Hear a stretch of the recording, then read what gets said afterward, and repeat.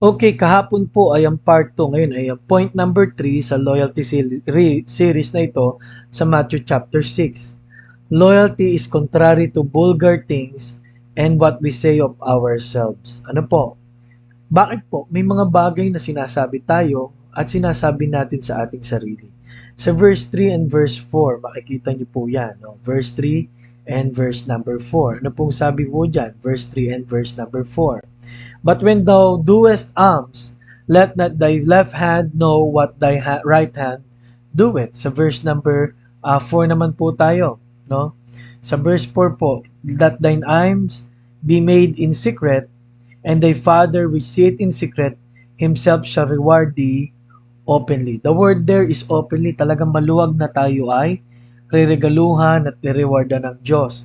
Ano po? Kaya mga minamahal, may mga bagay po na delikado pagka ano pala ako ay marami akong parang gustong sabihin, patunayan, marami akong gustong ipaliwanag para ma-prove lang, o kaya naman marami akong gustong ipakita kahit mga plans ko o kahit yung mga nasa sa isip ko para showcase yung what I am, what I want to be, and sino tong kausap nyo, what I am as a person.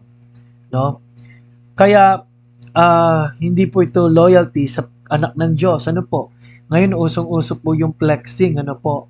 At usong-uso yung tayo ay nakakakita ng mga tao na lahat na lang pera, kotse, kumain dito, mano doon. May danger po pala yan, ano? At isang danger po niyan ay danger po ng privacy. Wala na po tayong privacy, no? Lahat na lang ng bagay alam ng tao tungkol sa atin. Paano pa ho kung magkaroon ng problema? Di ba ho?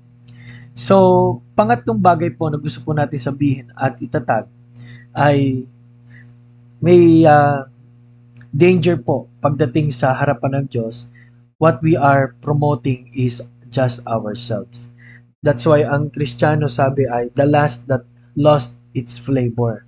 Is paminsan ngayon, nagkakaaway-away mga Kristiyano, no? Dahil ang promotion ay ang ating mga sarili, no? Hindi tayo marunong mag-submit kasi ang promotion natin ay ating sarili. Hindi natin kayang maghintay kasi ang promotion natin ay ating sarili. Amen. Maraming salamat po at ito po ang ating pag-aaral sa araw na ito.